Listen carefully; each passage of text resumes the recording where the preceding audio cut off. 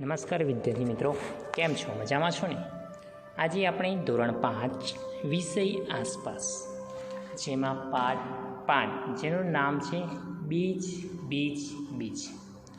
વિદ્યાર્થી મિત્રો, તમે છોડ વૃક્ષ તો જોયું જ હશે. છોડ અને વૃક્ષ ક્યાંથી ઉગે છે? તો કે બીજમાંથી છોડ અથવા તો વૃક્ષ તૈયાર થતું હોય છે. તો એવા જ બીજ વિશે આજે આપણે આ પાઠમાં અભ્યાસ કરવાનો છે. તો વિદ્યાર્થી મિત્રો, અહીંયા બીજ નામનો જે પાઠ છે તે સામાન્ય રીતે બીજ વાવવાથી તેમાંથી અંકુર ફૂટી અને રોપો બને છે અને તેની વૃદ્ધિ થતાં છોડ કે વૃક્ષ બને છે. વિદ્યાર્થી મિત્રો, તમે પણ આવો કોઈ પ્રયોગ કર્યો હોય કે કોઈ બીજ છે એને તમે રોપો છો જમીનમાં, પછી એને પાણી આપો છો સમયસર, ખાતર આપો છો, અને પછી શું થાય છે? ધીમે ધીમે તે નાનો રોપો બને છે અને રોપામાંથી ધીરે ધીરે તે મોટું વૃક્ષ બનતું હોય છે. અને બીજને ઉગવા માટે 3 વસ્તુ જરૂરી છે, તો કે હવા, પાણી અને ગરમી. આ 3 વસ્તુ એ પ્રમાણસર મળી રહે તો બીજ સરળતાથી ઉગી શકે છે. બીજમાંથી મોટું વૃક્ષ તૈયાર થાય છે. આપણે જે આજુબાજુ જોઈએ છીએ વૃક્ષો, અથવા તો ખેતરની વાત કરીએ તો ખેતરમાં ખેડૂત શું કરે છે? ઘઉં છે, ડાંગર છે, બાજરી છે, શું છે એને વાવે છે, અને વાવ્યા પછી એમાંથી પાણી આપે છે, ખાતર આપે છે, અને ધીરે ધીરે પછી એ પાક તૈયાર થાય છે.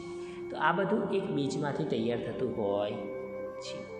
તો એની વિસ્તૃત સમજ માટે આપણે આ પાઠનો અભ્યાસ કરીશું, જેમાં પહેલી એક વાર્તા આપેલી છે, તે વાર્તા આપણે વાંચીશું. તો પહેલી વાર્તા છે, ગોપાલ તેના માસીના પરિવારની આતુરતાથી રાહ જોતો હતો. ગોપાલ નામનો છોકરો છે, તો કે તેના માસીના પરિવારની આતુરતાથી રાહ જોતો હતો. તેઓ આવતીકાલે વેકેશન કાઢવા ગોપાલના ઘરે આવવાના હતા. તો એનો જે માસીનો જે પરિવાર છે એ વેકેશનની રજાઓમાં ગોપાલના ઘરે આવવાના હતા. તો વિચારે છે ગોપાલ મનમાં કે અવનવી વાનગીઓ બનાવીશું અને બધા ખૂબ રમીશું. એ વિચારીને ગોપાલ ખૂબ ખુશ હતો. એટલે વેકેશન છે એટલે તેના માસીના પરિવારના બધા જ લોકો તેના ઘરે આવવાના છે, રહેવાના છે, અને મનમાં વિચારે છે કે અમે અવનવી એટલે કે વિવિધ પ્રકારની વાનગીઓ બનાવીશું અને અમે સાથે ખૂબ રમીશું. અને આ વિચારીને ગોપાલ મનમાં ખૂબ જ ખુશ. એટલામાં તેની માતાએ બૂમ પાડી. તેની માતા બૂમ પાડે છે, ગોપાલ, રાત્રે સૂતા પહેલાં 2 વાટકી ચણા પાણીમાં પલાળી દેજે. હું ફોઈના ઘરે જવાની છું અને સવારે આવીશ.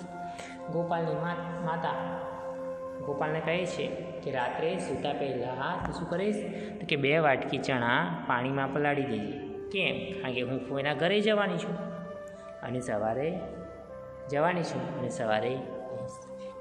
હવે ચણા પલાળવાની વાત કરી છે અહીંયા.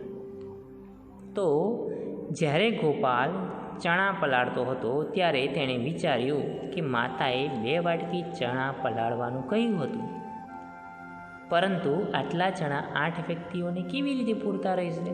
જો વિદ્યાર્થી, 2 વાટકી ચણા અને કેટલા વ્યક્તિઓ છે? 8 વ્યક્તિઓને કઈ રીતે ખાઈ શકશે? એવું ગોપાલના મનમાં વિચાર આવે છે. ઓછા પડશે એવું પણ થાય છે, મને ઓછા પડશે એમ વિચારીને તેણે 4 વાટકી ચણા પલાળી દીધા. ગોપાલને ખબર નથી કે ચણા પલાળ્યા પછી એને ફૂલશે, વધારે થશે, બરાબર. પરંતુ તેને વિચાર આવે છે કે આટલા ચણા થાય નહીં 2 વ્યક્તિ, તો એવું શું કરે છે? તો એ 4 વાટકી ચણા પલાળી દીધા. સવારે જ્યારે તેની માતા આવી ત્યારે તેમણે જોયું કે ચણા વાસણમાંથી ઉભરાઈને બહાર આવી રહ્યા હતા. કેમ? કારણ કે 2 વાટકીની જગ્યાએ 4 વાટકી ચણા પલાળે છે, અને પલાળવાથી શું થાય છે? કઠોળ ફૂલે છે. તો તેના કારણે શું થયું? તો કે ચણા વાસણમાંથી બહાર આવી રહ્યા હતા. તેમણે ગોપાલને બોલાવીને કહ્યું, આટલા બધા ચણા કેમ પલાળ્યા હતા? પ્રશ્ન કરે છે એની માતા કે આટલા બધા ચણા કેમ પલાળ્યા? તેમણે ગોપાલને બોલાવ્યો કે ગોપાલ આશ્ચર્યમાં પડી ગયો. આવું કેવી રીતે બન્યું? ગોપાલના મનમાં આશ્ચર્ય થાય છે, વિચાર આવે છે કે આવું કઈ રીતે બન્યું કે વાસણમાંથી ચણા બહાર આવી ગયા? માતાએ કહ્યું, કંઈ વાંધો નહીં, સારું થયું. હું અડધા ચણાનું શાક બનાવીશ ને બાકીના ચણા ફણગાવી દઈશ. એટલે જે અડધા ચણા છે એ ચણાનું શું કરીશું? શાક બનાવી દઈશ અને બાકીના ચણાને ફણગાવી દઈશ. ફણગાવેલા ચણા તારી કાકીને ત્યાં મોકલીશ. એટલે જે ફણગાવેલા ચણા છે ક્યાં મોકલવાનું કહે છે? તો કે તેની કાકીને ત્યાં મોકલવાનું કહે છે. હવે આગળ ડૉક્ટરે તેમને ફણગાવેલા કઠોળ ખાવાનું કહ્યું છે. ગોપાલની માતાએ અડધા ચણા ભીના કપડામાં બાંધીને ફણગાવવા માટે મૂકી દીધા. એટલે કે એની જે કાકી છે એ કાકીને શું કહ્યું છે ડૉક્ટરે? તો કે ફણગાવેલા એટલે કે તેમની ફણગાવેલા કઠોળ ખાવાનું કહ્યું છે. કઠોળમાં ચણા છે, મગ છે, આવું જે કઠોળ છે ફણગાવીને ડૉક્ટરે ખાવાનું કહ્યું છે. હવે વિદ્યાર્થી મિત્રો, તમને પ્રશ્ન થશે કે કઠોળને ફણગાવવા કેવી રીતે? એવો મનમાં પ્રશ્ન થાય. તેનો પણ જવાબ છે કે કઠોળને કેવી રીતે ફણગાવવામાં આવે છે? તેનો જવાબ છે કે કઠોળને રાત્રે પાણીમાં પલાળવામાં આવે છે. સવારે કઠોળને પાણીમાંથી કાઢીને ભીના કપડામાં બાંધીને ફણગાવવા માટે લટકાવી દેવામાં આવે છે. ત્યારબાદ 1-2 દિવસમાં ફણગાવેલા કઠોળ તૈયાર થાય છે. અને ફણગાવેલા કઠોળ ખાવાથી આપણને સારું એવું પ્રોટીન મળે છે. તો વિદ્યાર્થી મિત્રો, આ જ રીતે તમારા મમ્મી પપ્પા કે બા ઘરે કઠોળને ફણગાવતા હશે. ચણા છે, મગ છે, અને તમે જોયું પણ હશે. તો જે ગોપાલની માતા છે તેણે ફણગાવવા માટે ભીના કપડામાં બાંધીને લટકાવી દીધા. આ જ રીતે તમે પણ આવી પ્રવૃત્તિ કરી શકો છો વિદ્યાર્થી મિત્રો ઘરે.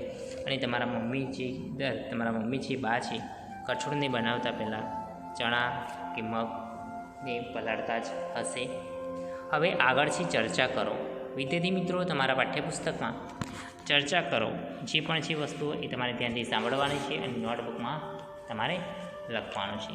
તો સૌથી પહેલાં છે કે નીચેના પ્રશ્નોના જવાબ આપો. પહેલું છે કે તમારા ઘરમાં રસોઈ બનાવતા પહેલાં કઈ કઈ વસ્તુઓ પલાળવામાં આવે છે અને કેમ? વિદ્યાર્થી મિત્રો, આ પ્રશ્નનો જવાબ તમારે તમારી મમ્મીને પૂછીને અથવા તો બાને પૂછીને લખવાનું છે કે આપણા ઘરે રસોઈ બનાવતા પહેલાં કઈ કઈ વસ્તુઓ પલાળવામાં આવે છે અને શા માટે, કેમ?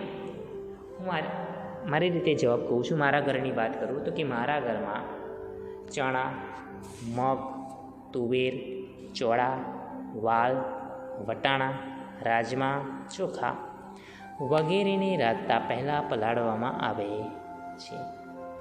જેના દાણા ખૂબ જ કઠણ હોય તેને રાંધવામાં વધુ સમય લાગે છે અને દાણાને પલાળવાથી તે શું થાય છે? થોડાક પોચા બને છે અને રાંધવામાં ઓછો સમય લાગે છે. આટલા માટે આ વસ્તુઓને આપણે પલાળવામાં આવે છે. બીજો પ્રશ્ન છે, તમે કઈ વસ્તુ ફણગાવીને ખાઓ છો? તેને કેવી રીતે ફણગાવવામાં આવે છે અને તેમાં કેટલો સમય લાગે છે? તમારા ઘરે કંઈક એવી વસ્તુ હોય છે જેમ કે ચણા છે, મગ છે, તે તમે ફણગાવીને ખાઓ છો તો કેવી રીતે ફણગાવો છો અને ફણગાવવામાં કેટલો સમય લાગે છે? તેનો ઉત્તર તમારે અહીંયા લખવાનો છે તમારી નોટબુકમાં. હું અહીંયા જે ઉત્તર બોલું છું તમારે ધ્યાનથી સાંભળવાનો છે. તેનો જવાબ છે, મારા ઘરમાં મગ, ચણા અને મઠ ફણગાવીને ખાવામાં આવે છે. તો તેને ફણગાવવા માટે શું કરીએ છીએ તો કે તેમને પાણીમાં આખી રાત પલાળવામાં આવે છે અને સવારે તેને પાણીમાંથી બહાર કાઢીને ભીના કપડામાં બાંધી દેવામાં આવે છે. ચણાને ફણગાવતા 2 દિવસ લાગે છે, જ્યારે મગ અને મઠને ફણગાવતા તેથી ઓછો સમય લાગે છે. આગળનો પ્રશ્ન છે, ડૉક્ટરે તમને અથવા તમારી આસપાસ કોઈને ફણગાવેલા કઠોળ ખાવાની સલાહ આપી છે, કેમ? તો વિદ્યાર્થી મિત્રો, તમારા ઘરે કોઈ બીમાર થયું હોય અને ડૉક્ટરે સલાહ આપી જ હોય કે ફણગાવેલા કઠોળ ખાવાનું, તેની તમે અહીંયા નોંધ કરી શકો છો કે હા, થોડા મહિના પહેલાં મારા પિતાજી કે દાદા ડૉક્ટરે ફણગાવેલા કઠોળ ખાવાની સલાહ આપી છે. કેમ? તો કે તેઓ 15 દિવસથી બીમાર હોવાથી તેમને અશક્તિ આવી ગઈ હતી અને ફણગાવેલા કઠોળ એ પૌષ્ટિક હોય છે. તે આપણા શરીરમાં નવા કોષો ઉત્પન્ન કરવા, વૃદ્ધિ કરવા તથા શરીરમાં રોગ પ્રતિકારક શક્તિ વધારવા માટે ઉપયોગી છે. તો વિદ્યાર્થી મિત્રો, એવું જરૂરી નથી કે બીમાર હોઈએ તો જ કઠોળ ખાવું જોઈએ. આપણે પણ કઠોળ ખાવું જોઈએ કે જેથી આપણામાં રોગ પ્રતિકારક શક્તિમાં શું થાય છે, વધારો થાય. હવે વિદ્યાર્થી મિત્રો આપણે પાઠ્યપુસ્તકના પેજ નંબર 43 પરનો અભ્યાસ કરીશું. વિદ્યાર્થી મિત્રો અહીંયા લખ્યું છે આટલું કરીશું. તો આ પ્રવૃત્તિ આપણે કરવાની છે. અત્યારે શક્ય નથી પણ તમે તમારા ઘરે આ પ્રવૃત્તિ કરી શકો છો. પ્રથમ આપ્યું છે, શું તમને યાદ છે ધોરણ 4માં તમે બીજની પ્રવૃત્તિ કરી હતી? હવે બીજની બીજી પ્રવૃત્તિ કરો. ધોરણ 4માં તમે પ્રવૃત્તિ કરી ચૂક્યા છો કે બીજની ઉગવા માટે યોગ્ય પ્રમાણમાં શું થાય છે, તો કે હવા અને પાણીની જરૂરી છે. એટલે કે બીજને ઉગવા માટે સરખા પ્રમાણમાં હવા અને પાણી જરૂરી છે. તો આ માટે પ્રવૃત્તિ તમે ધોરણ 4માં કરી ગયા છો. હવે આગળ છે કે થોડા ચણા અને 3 વાટકી લેવાની છે. પહેલી વાટકીમાં 4-5 ચણા નાખી વાટકીને પાણીથી ભરવાની છે. એટલે કે થોડા ચણા લેવાના છે. આ પ્રવૃત્તિનું નામ શું છે, તો કે બીજને ઉગવા માટે યોગ્ય પ્રમાણમાં હવા અને પાણીની જરૂર છે. વિદ્યાર્થી મિત્રો, આ પ્રવૃત્તિ અત્યારે આપણે અહીંયા સ્કૂલમાં હાજર નથી, આપણે કરી શકતા નથી, પણ તમારે આ પ્રવૃત્તિ ઘરે કરવાની છે. તો સૌથી પહેલાં તો કે થોડા ચણા અને 3 વાટકી લો. પછી પહેલી વાટકીમાં 4-5 ચણા નાખી વાટકીને પાણીથી ભરી દો. આગળ બીજી વાટકીમાં 4-5 ચણા ભીના રૂમાં વીંટીને મૂકો. એટલે કે બીજી વાટકીમાં શું કરવાનું છે, ચણાને ભીના કરવાના છે અને ચણાને રૂમાં વીંટીને અથવા તો કપડું કે રૂમાં મૂકીને એને મૂકી દેવાના છે અને તેનું ધ્યાન રાખવાનું છે. એટલે કે કપડું કે રૂ સુકાવવું જોઈએ નહીં, તેનું આપણે ધ્યાન રાખવાનું છે. ત્રીજી વાટકીમાં 4-5 ચણા મૂકો. તેમાં બીજું કંઈ મૂકવાનું નથી. એટલે કે ત્રીજી વાટકીમાં કશું જ મૂકવાનું. પહેલી વાટકીમાં ચણા મૂકીને પાણીથી ભરી દેવાની છે. બીજી વાટકીમાં 4-5 ચણા ભીના કપડાં અને રૂમાં વીંટીને મૂકવાના છે અને કપડું કે રૂ સુકાવવું જોઈએ નહીં, તેનું ધ્યાન રાખવાનું છે. જ્યારે ત્રીજી વાટકીમાં 4-5 ચણા જ મૂકવાના છે, બીજું કંઈ મૂકવાનું નથી. હવે શું કરવાનું છે વિદ્યાર્થી મિત્રો, આ 3 વાટકીને ઢાંકી દેવાની છે. 2 દિવસ પછી 3 વાટકીમાંના ચણાનું અવલોકન કરો અને ચણામાં થયેલા ફેરફાર નોંધો.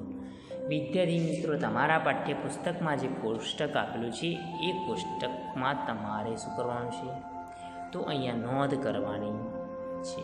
શું નોંધ, તો કે તમે જે પ્રવૃત્તિ કરી છે એ પ્રવૃત્તિમાં અવલોકન કરવાનું છે 3 વાટકીનું. કેટલા દિવસ પછી, તો કે 2 દિવસ પછી 3 વાટકીનું ઢાંકી છે ખોલીને અવલોકન કરવાનું છે અને પછી તમારે અહીંયા કોષ્ટકમાં નોંધ કરવાની છે. અહીંયા હું તમને જવાબ કહીશ, પણ તમે તમારી રીતે પ્રવૃત્તિ કરી અને જવાબ લખવાના છે. તો કે બીજને હવા મળે છે, તો અહીંયા વાટકી 1 ના.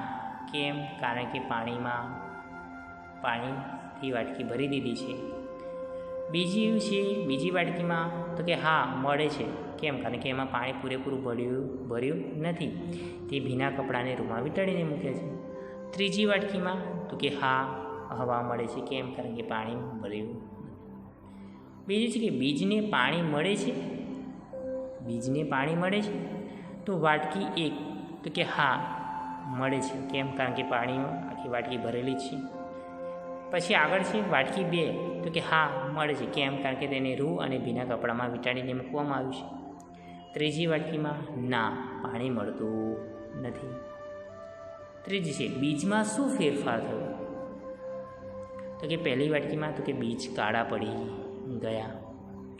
બીજી વાટકીમાં બીજ ફૂલીને મોટા થયા.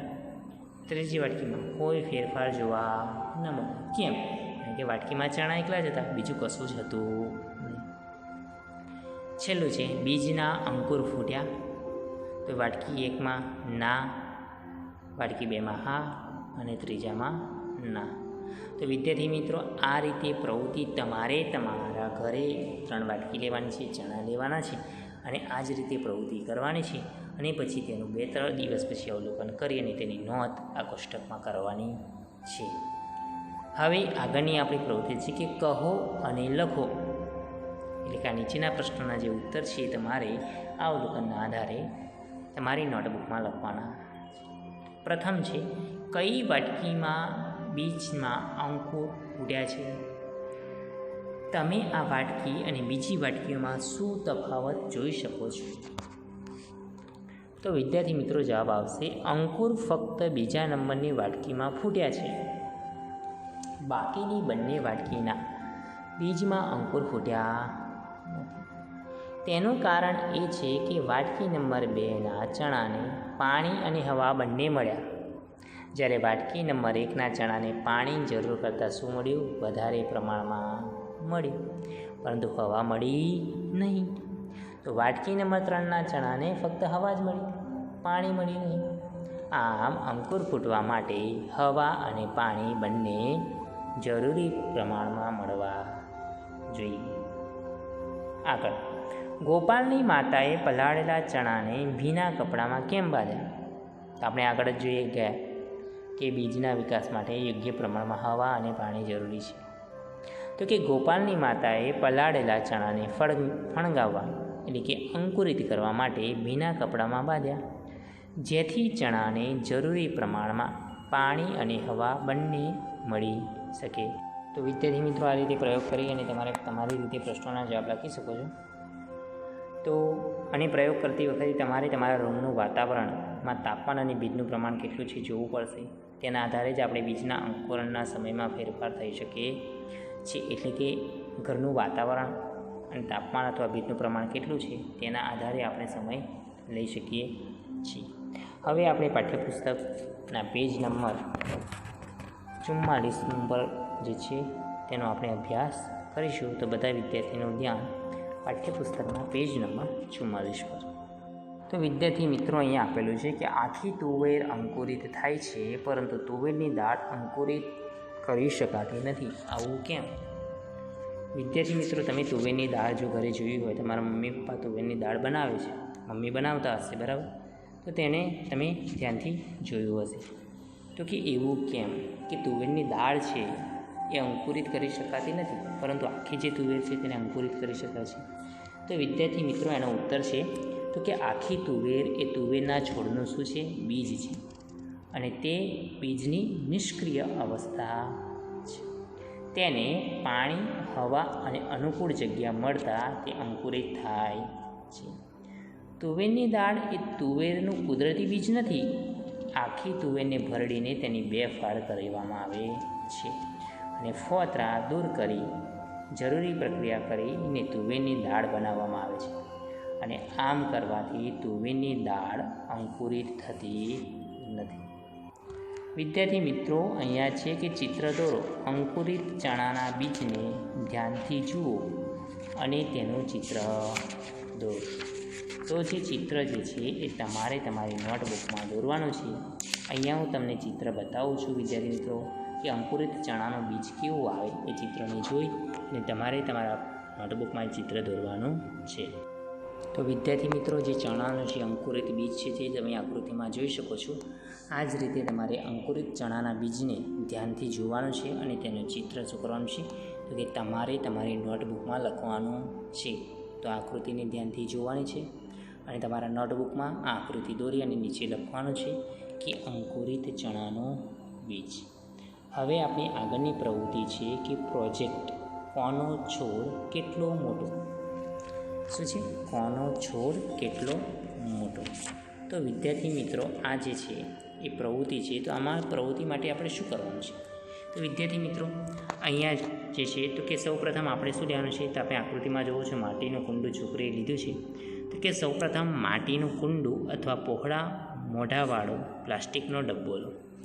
માટીનું કુંડું હોય તો તે પણ લઈ શકો છો, અથવા તો પહોળા મોઢાવાળો પ્લાસ્ટિકનો ડબ્બો લેવાનો છે. પછી શું કરવાનું છે? તો કે તેના નીચેના છેડે એક કાણું પાડો. જે તમે કુંડું લીધું છે કે પ્લાસ્ટિકનો ડબ્બો લીધો છે તેને શું કરવાનું છે કે નીચેથી કાણું પાડવાનું છે. તેમાં માટી ભરો. પછી તેમાં માટી ભરી દેવાની છે.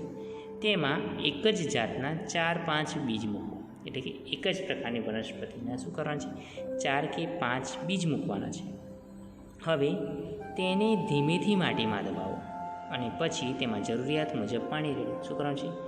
ધીમેથી તેને દબાવવાના છે અને પછી તેના જરૂરિયાત મુજબ પાણી રેડવાનું છે. વર્ગના બધા બાળકો જુદા જુદા પ્રકારના બીજ વાવી શકે છે. એટલે કે આપણે વર્ગમાં જેટલા પણ વિદ્યાર્થીઓ છે એ બધા જ વિદ્યાર્થીઓ જુદા જુદા પ્રકારના બીજ વાવી શકો છો. હવે જેમ કે બીજમાં શું આવે તો કે રાઈ, મેથી, તલ, ગવાર, દાણા વગેરે બીજ તમે વાવી શકો છો. વિદ્યાર્થી મિત્રો, હાલમાં આપણી સ્કૂલ ચાલુ ન હોવાથી આપણે આ શાળામાં પ્રવૃત્તિ કરી શકતા નથી, પરંતુ તમે આ પ્રવૃત્તિ તમારા ઘરે કરી શકો છો. તમે એકલા કરી શકો છો અથવા તો તમારા આજુબાજુ કોઈ મિત્રો રહેતા હોય તો મિત્રની સાથે રહીને પણ તમે આ પ્રવૃત્તિ કરી શકો છો. તો આ પ્રવૃત્તિ તમારે કરવાની છે અને તેનું અવલોકન પણ કરવાનું છે. આ રીતે પ્રવૃત્તિ કરીને પછી તમારે નીચે લખવાનું છે. લખો આપ્યું છે પ્રવૃત્તિમાં. પહેલું તો છે કે બીજનું નામ. તો તમે કયું બીજ વાવ્યું છે તેનું નામ લખવાનું છે. રાઈ હોય તો રાઈ, મેથી હોય તો મેથી, તલ હોય તો તલ, ગવાર હોય તો ગવાર, ધાણા હોય તો ધાણા. પછી લખ્યું છે કે બીજ વાવ્યા તારીખ. કઈ તારીખે તમે બીજને વાવીશું. 1 જુલાઈ હોય તો 1 જુલાઈ, 3 જુલાઈ હોય તો 3 જુલાઈ. એ રીતે તમારે તારીખ લખવાની છે. આગળ છે, જે દિવસથી માટીમાંથી છોડ બહાર આવતો દેખાય ત્યારથી નીચેનું કોષ્ટક ભરવાનું ચાલુ કરવાનું છે. શું કરવાનું છે વિદ્યાર્થી? તમે જે બીજ વાવ્યું છે કુંડામાં, એ કુંડામાં માટી ઉપર જ્યારે બીજ ફૂટે છે, અંકુરિત થાય છે, એટલે કે છોડ બહાર આવતો દેખાય ત્યારથી તમારે શું કરવાનું છે કે નીચેના કોષ્ટકમાં તમારે શું કરવાનું છે? નીચેનું કોષ્ટક ભરવાનું ચાલુ કરવાનું છે. છોડની ઊંચાઈ માપવા માટે દોરીનો ઉપયોગ કરવો અને પછી તેને માપપટ્ટીથી પહેલાં શું કરવાનું છે? દોરીનો ઉપયોગ કરવાનો છે અને પછી તેને માપપટ્ટીનો ઉપયોગ કરીશું. તો આ પ્રવૃત્તિ વિદ્યાર્થી મિત્રો તમારે તમારા ઘરે કરવાની છે અને તેનું અવલોકન તમારે કોષ્ટકમાં નોંધવાનું છે. અહીંયા એક એક્ઝામ્પલ ઉદાહરણ તરીકે હું તમને જવાબ કહીશ. તો કે બીજનું નામ તો કે રાઈ. કઈ તારીખે તો કે 1 જુલાઈ. બીજ વાવ્યાની તારીખ 1 જુલાઈ. હવે આપણે શરૂઆત કરીશું તો 5 જુલાઈ. નીચેના કોષ્ટકમાં તારીખ આપી છે 5 જુલાઈ. હવે 5 જુલાઈ છોડની ઊંચાઈ કેટલી હતી સેમીમાં? તો કે 1.5 સેમી. કેટલા પાંદડા જોયા? તો કે 2 પાંદડા જોયા. અન્ય કોઈ ફેરફાર? તો કે નહીં. 6 જુલાઈ તો ઊંચાઈ 2 સેમી. કેટલા પાંદડા? 3. અન્ય કોઈ ફેરફાર? નહીં. 7 જુલાઈ તો કે 2.5 સેમી ઊંચાઈ થઈ. કેટલા પાંદડા આવ્યા? તો કે 4 પાંદડા આવ્યા. શું ફેરફાર થયો અન્ય ફેરફારમાં? તો કે છોડ મોટો થયો. 8 જુલાઈ તો કે 3.5 સેમી ઊંચાઈ થઈ ગઈ. પાંદડા 4ની જગ્યાએ 6 થયા અને છોડ થોડો વધુ મોટો. તો વિદ્યાર્થી મિત્રો, આ રીતે તમારે શું કરવાનું છે? કુંડામાં કોઈ બીજ વાવવાના છે અને પછી તેનું અવલોકન કરી અને આ કોષ્ટકમાં તમારે નોંધ કરવાની છે. તો તમને જાણ થશે કે બીજ આપણે વાવીએ છીએ, એટલે કે કુંડામાં વાવીએ છીએ તો વાવ્યા પછી કેટલા સમયમાં તે બહાર તે અંકુરિત થાય છે અને કઈ રીતે તેનો વિકાસ થાય છે તેની બાબત આ પ્રવૃત્તિ દ્વારા તમને ખબર પડશે. એટલે પાઠનું પ્રોજેક્ટનું નામ છે કે કોનો છોડ કેટલો મોટો. એટલે કે ક્લાસમાં બધા જ વિદ્યાર્થીઓ હોય અને બધા જ વિદ્યાર્થીઓ આ પ્રવૃત્તિ કરશે તો કોનો છોડ કેટલો મોટો, એટલા માટે અહીંયા પ્રોજેક્ટનું નામ આપવાનું છે. કોનો છોડ કેટલો મોટો એટલે કયા વિદ્યાર્થીનો છોડ મોટો છે અને કેટલો મોટો છે, એટલા માટે આ નામ આપવામાં આવ્યું છે. તો વિદ્યાર્થી મિત્રો, મને આશા છે કે તમે આ પ્રવૃત્તિ ઘરે કરશો. હવે આપણે પાઠ્યપુસ્તકના પેજ નંબર 45 ઉપર જઈશું અને પાઠ્યપુસ્તકનો પેજ નંબર 45નો અભ્યાસ કરીશું. તો બધા વિદ્યાર્થીઓનું ધ્યાન પાઠ્યપુસ્તકના પેજ નંબર 45 ઉપર રહેશે. વિદ્યાર્થી મિત્રો, અહીંયા છે કે શોધી કાઢો. શું છે? શોધી કાઢો. તો વિદ્યાર્થી મિત્રો, અહીંયા નીચે આપેલા જે પ્રશ્નો છે એ પ્રશ્નના જવાબ વડે લખવાનો છે. પહેલું છે કે બીજને વાવ્યા પછી કેટલા દિવસે છોડ માટીમાંથી બહાર આવે છે? તો આપણે જે આગળની પ્રવૃત્તિ કરી એ પ્રવૃત્તિના આધારે તમે આ પ્રશ્નનો જવાબ લખી શકો છો.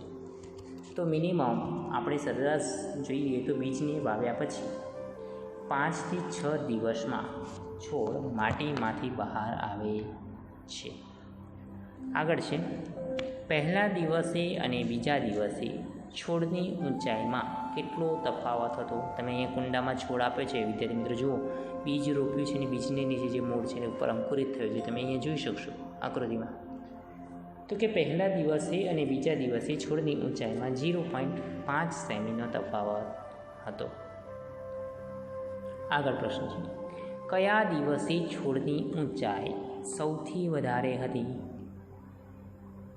તો કે માટીમાંથી છોડ બહાર આવ્યા પછીના ચોથા દિવસે છોડની ઊંચાઈ સૌથી વધારે હતી. વિદ્યાર્થી મિત્રો, આ પ્રશ્નનો જવાબ મેં આગળ જે ઉદાહરણ આપ્યું છે પાઠ્યપુસ્તકના પેજ નંબર 44 ઉપર, જે કોષ્ટક આપણે ભર્યું છે ઉદાહરણ પ્રમાણે, એના મુજબ આ પ્રશ્નોના જવાબ છે. તમારે આ પ્રશ્નના જવાબ તમારા ઘરે આ પ્રવૃત્તિ કરી અને પછી એના જવાબ લખવાના છે. આગળ છે, શું છોડમાં દરરોજ નવા પાંદડા આવતા હતા? જવાબ હા, દરરોજ છોડમાં નવા પાંદડા આવતા હતા. પાંચમો પ્રશ્ન છે કે છોડના થડમાં કોઈ ફેરફાર જોવા મળ્યો? જવાબ હા, છોડનું થડ દિન પ્રતિદિન મોટું અને મજબૂત થતું જોવા મળ્યું. છઠ્ઠું છે કે તમારા સાથી મિત્ર સાથે સરખામણી કરો, કોનો છોડ વધારે ઊંચાઈવાળો છે, કેમ?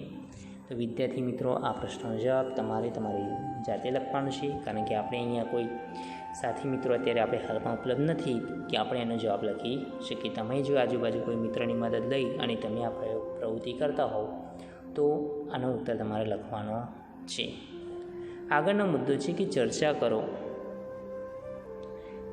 એમાં પહેલો પ્રશ્ન છે કે કયા બીજને જમીનમાંથી બહાર આવતા સૌથી વધુ દિવસ લાગે? આપણે જેટલા પણ વિદ્યાવર્ગમાં વિદ્યાર્થીઓ છે, વિદ્યાર્થીઓએ બીજ વાવ્યા છે, એમાંથી કયું બીજ છે કે જેને જમીનમાંથી બહાર આવતા સૌથી વધુ સમય લાગે? તો એનો જવાબ છે કે તલના બીજને જમીનમાંથી બહાર આવતા સૌથી વધુ સમય લાગ્યો. આગળ, કયા બીજને જમીનમાંથી બહાર આવતા સૌથી ઓછા દિવસ લાગ્યા? તો ઉત્તરમાં લખશો કે રાયના બીજને જમીનમાંથી બહાર આવતા સૌથી ઓછા દિવસ લાગ્યા. ત્રીજો પ્રશ્ન છે, કયા કયા બીજ બિલકુલ ઉગ્યા જ નહીં? એટલે કે એવા કયા બીજ છે કે જે બિલકુલ ઉગ્યા જ નથી, કેમ? તો જવાબ છે, જે બીજને યોગ્ય માત્રામાં પાણી અને હવા ન મળ્યા તે બીજ બિલકુલ ઉગ્યા નહીં. જે બીજ સડેલા કે ખરાબ થયેલા હતા તે બીજ પણ બિલકુલ ઉગ્યા નહીં. આગળ ચોથો પ્રશ્ન, કોઈ વિદ્યાર્થીનો છોડ સુકાઈ ગયો અથવા પીળો પડી ગયો, આવું કેમ થયું હશે? તો વિદ્યાર્થી મિત્રો, આવું થવાનું મુખ્ય કારણ શું છે? તો કે છોડને પાણી ન મળવાથી તે સુકાઈ ગયો, અને જ્યારે છોડને સૂર્યપ્રકાશ ન મળે તો કે સૂર્યપ્રકાશ ન મળવાથી તે પીળો પડી ગયો. નેક્સ્ટ, છોડને પાણી ન મળે તો શું થાય? તો આપણને ખબર છે કે છોડને પાણી ન મળે તો છોડ ચીમડાઈ જાય છે અને છેવટે સુકાઈ જાય છે. તો આ રીતે તમારે પ્રશ્નોના ઉત્તર લખવાના છે અને ધ્યાનથી સમજવાનું છે. આગળનું છે કે વિચારો અને કહો. તો પહેલો પ્રશ્ન છે કે બીજની અંદર શું હોય છે? આપણે વિવિધ પ્રકારના બીજ લઈએ છીએ, તો એ બીજની અંદર શું હોય છે? તો વિદ્યાર્થી મિત્રો, આનો જવાબ છે કે બીજની અંદર ગર્ભ હોય છે, જેમાં નવો છોડ ઉગવાની ક્ષમતા હોય. શું હોય છે? બીજની અંદર ગર્ભ હોય છે, અને જે શું કરે છે તો કે બીજને જેમાં નવો છોડ ઉગવાની ક્ષમતા રહેલી હોય છે. આગળ, નાના બીજમાંથી મોટો છોડ કે ઝાડ કેવી રીતે બને છે? જવાબ છે, બીજ જમીનમાંથી પાણી શોષીને અંકુરણ પામે છે. એટલે કે જમીનમાંથી શું કરે છે? પાણી શોષે છે અને તેમાંથી પછી અંકુરણ પામે છે, અને આ અંકુર હવા, સૂર્યપ્રકાશ અને પાણી મેળવી અને શું થાય છે? વૃદ્ધિ પામતો જાય છે, અને પછી છેવટે મોટો છોડ કે ઝાડ બને છે. વિદ્યાર્થી મિત્રો, અહીંયા જેટલા પણ પ્રશ્નો જે મૂક્યા છે એ તમારા સમજ માટે છે, અને છોડના વિકાસ માટે હવા, પાણી અને જમીન જરૂરી છે. તેના વગર છોડનો વિકાસ શક્ય નથી. છોડની બીજ છે એ બીજની અંદર શું રહેલો છે? ગર્ભ રહેલો હોય છે, જે નવો છોડ વિકસાવવાનો શું કરે છે? ઊંઘવામાં ક્ષમતા રહેલી હોય છે. તો આવા જ પ્રશ્નો વિશે તમારે આગળ વધુ પડતું વિચારવાનું છે. હવે આપણે પાઠ્યપુસ્તકના પેજ નંબર 46 એટલે 46નો અભ્યાસ કરીશું. તો બધાનું ધ્યાન પાઠ્યપુસ્તકના પેજ નંબર 46 પર. વિદ્યાર્થી મિત્રો, અહીંયા છે કે વિચારો અને અનુમાન કરો. એટલે આપણે કે વિચારવાનું છે અને એના પરથી અનુમાન કરવાનું છે. જો છોડ ચાલતા હોત તો શું થાય? ચિત્ર દોરો. તો વિદ્યાર્થી મિત્રો, અહીંયા શું કરવાનું છે? તમારે તમારી નોટબુકમાં ચાલતા છોડનું ચિત્ર દોરવાનું છે. અને શું, જો છોડ ચાલતા હોત તો શું થાય તેના વિશે તમારે 2-3 લીટી લખવાની છે. તો ચાલતા છોડનું ચિત્ર કેવું આવે તેવું અહીંયા બતાવવામાં આવશે, તે તમારે ધ્યાનથી જોવાનું છે. વિદ્યાર્થી મિત્રો, આ જે ચિત્ર છે એ ચાલતો છોડ, એનું જે ચિત્ર અહીંયા આપવામાં આવેલું છે, આ ચિત્ર જોઈને તમારે તમારી નોટબુકમાં પણ આવું ચિત્ર દોરવાનું છે. હવે આગળ છે કે જો છોડ ચાલતા હોત તો શું થાય? તો આપણે તો કે જો છોડ ચાલતા હોત તો તે તેમની ઈચ્છા મુજબ કોઈ પણ જગ્યાએ જઈ શકતા હોત અને તે જગ્યાએ ઊગી શકતા હોત. હવે વિદ્યાર્થી મિત્રો, આપણે આ જે ચિત્ર તમારે ધ્યાનથી જોઈ અને એની નીચે લખવાનું છે કે ચાલતો છોડ, અને આ ચિત્રમાં તમે રંગ પણ પૂરી શકો છો. તમારે તમારી નોટબુકમાં ચિત્ર દોરવાનું છે. હવે આપણે આગળના મુદ્દાની ચર્ચા કરીશું. હવે બધાનું ધ્યાન પાઠ્યપુસ્તકના પેજ નંબર 46 પર. આગળ છે કે શોધી કાઢો. શું કોઈ છોડ બીજ વગર ઉગે છે? પ્રશ્ન છે વિદ્યાર્થી મિત્રો, શું કોઈ છોડ બીજ વગર ઉગે છે? તો એનો જવાબ છે કે હા, કેટલાક છોડ બીજ વગર ઊગે છે. દાખલા તરીકે બટાટાનો છોડ ઉગાડવા બટાટાની આંખ એટલે કે ખાડાવાળો ભાગ રોપવામાં આવે છે. આ જ રીતે ગુલાબ, મહેંદી, કેળા, જામફળ, દાડમ, બોરડી વગેરેના છોડ બીજ વગર ઉગાડી શકાય છે. આગળ છે વિચારો પકડાઈ ગયો. શું છે? અહીંયા શીર્ષક આપેલું છે શિકારી છોડ. શિકારી છોડનું જે શીર્ષક છે એ આપણે વાંચીશું. બધાનું ધ્યાન તમારા પાઠ્યપુસ્તકમાં. ઘણા એવા છોડ હોય છે જે ઉંદર, દેડકા, કીડી મકોડા અને નાના જીવજંતુઓનો શિકાર કરી ખાઈ જાય છે. એટલે કે ઘણા એવા છોડ છે કે શું કરે છે કે નાના જીવજંતુઓનો શિકાર કરીને ખાઈ જાય છે. જેમાં કળશ પર્ણ એ એક એવો જ છોડ છે. આ છોડનું નામ શું છે વિદ્યાર્થી મિત્રો? કળશ પર્ણ, જે ઓસ્ટ્રેલિયા, ઇન્ડોનેશિયા અને ભારતના મેઘાલય રાજ્યમાં જોવા મળે છે. શું? તો કે આવા છોડો શું કરે છે? તો કે જીવજંતુઓનો શિકાર કરીને ખાઈ જાય છે. તેનો આકાર કળશ જેવો અને મોઢું પર્ણથી ઢંકાયેલું હોય છે. અહીંયા તમે જોઈ શકો છો આકૃતિમાં વિદ્યાર્થી મિત્રો, કે જે આકૃતિ આપવામાં આવેલી છે શાની છે? તો કે કળશ પર્ણ નામનો જે છોડ છે એની આકૃતિ આપવામાં આવેલી છે. તો તેનો આકાર કેવો છે? તો કે કળશ જેવો આકાર છે અને તેનું મોઢું તો કે પર્ણ એટલે કે પાંદડાથી ઢંકાયેલું હોય છે. છોડમાંથી ખાસ પ્રકારની સુગંધ આવતી હોય છે. આ છોડ છે એમાંથી એક અલગ જ પ્રકારની સુગંધ આવતી જોવા મળે છે, જેના કારણે જીવજંતુઓ તેના તરફ આકર્ષાય છે. એટલે કે સુગંધના કારણે જીવજંતુઓ શું કરે છે? તો કે તેના આ છોડ પ્રત્યે આકર્ષાય છે.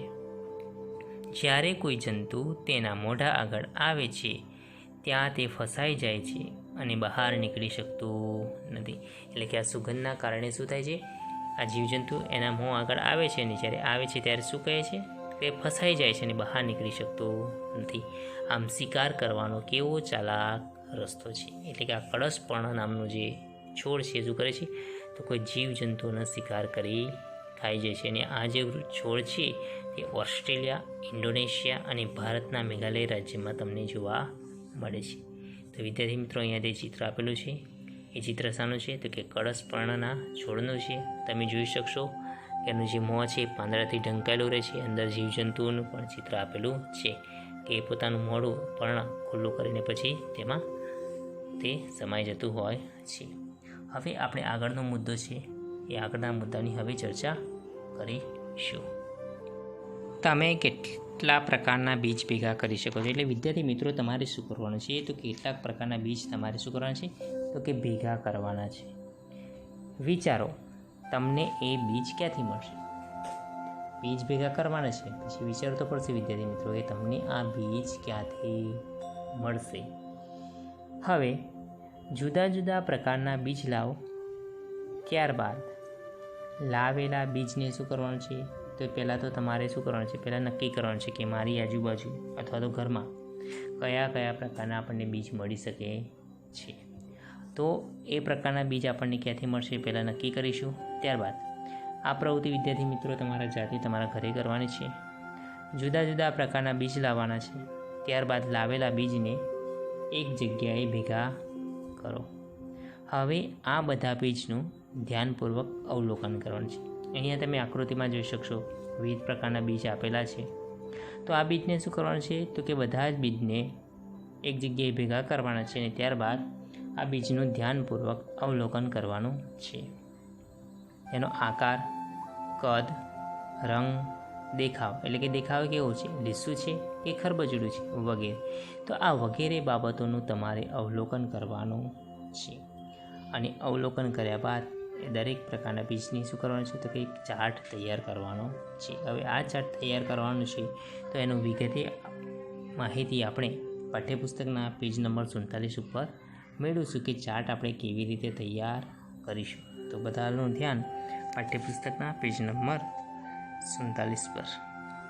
વિદ્યાર્થી મિત્રો, વર્ગમાં ભેગા કરેલા બીજનો ચાર્ટ બનાવે. આપણે જે પણ આગળની પાઠ્યપુસ્તકના પાન નંબર 47 ઉપર જે પ્રવૃત્તિ છે કે કેટલા બધા બીજ, એમાં તમારે શું કરવાનું છે? તો કે જુદા જુદા પ્રકારના બીજ ભેગા કરવાના છે અને એ બીજનું શું કરવાનું છે? તો કે ચાર્ટ બનાવવાનો છે.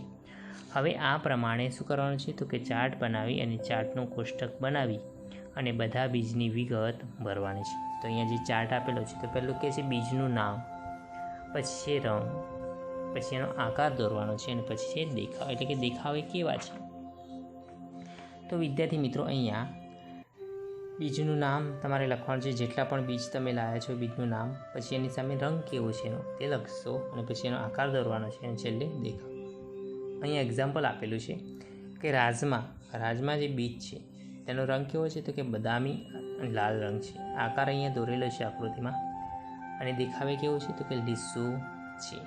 તો આ જ રીતે તમે જેટલા પણ બીજ એકત્ર કર્યા છે વિદ્યાર્થી મિત્રો, એ બીજનું શું કરવાનું છે? તો કે તમારે નીચે નામ લખતું જવાનું છે અને તેનો રંગ કેવો છે એ લખવાનું છે. ત્યારબાદ તમારે આકાર પણ દોરવાનો છે અને દેખાવે કેવું છે તો એના વિશે પણ તમારે અહીંયા નોંધ કરવાની રહેશે. અહીંયા એક ઉદાહરણ તરીકે હું તમને એક આકૃતિ બતાવું છું. આકૃતિ તમે ધ્યાનથી જોઈ શકો છો અને ત્યારબાદ તમે એ રીતે ચાર્ટ પણ બનાવી શકો છો. પરંતુ વિદ્યાર્થી મિત્રો, આ પ્રવૃત્તિ તમારે બીજ એકત્ર કરવાની પ્રવૃત્તિ તમારે કરવાની છે અને વિવિધ પ્રકારના બીજ એકઠા કરી અને ચાર્ટ બનાવવાના છે. વિદ્યાર્થી મિત્રો, અહીંયા જે એક્ઝામ્પલ આપ્યું છે તમે જોઈ શકો છો કે બીજનું નામ તો કે રાજમા, રંગ કેવો છે? બદામી લાલ, આકૃતિ દોરેલી છે લીસા અને ચણાના ખતખતા મોટું. બીજું છે મગ, કેવા કલરના છે? લીલા, તેની આકૃતિ છે લીસા આવે અને ચણાના ખતખતા નાનું છે.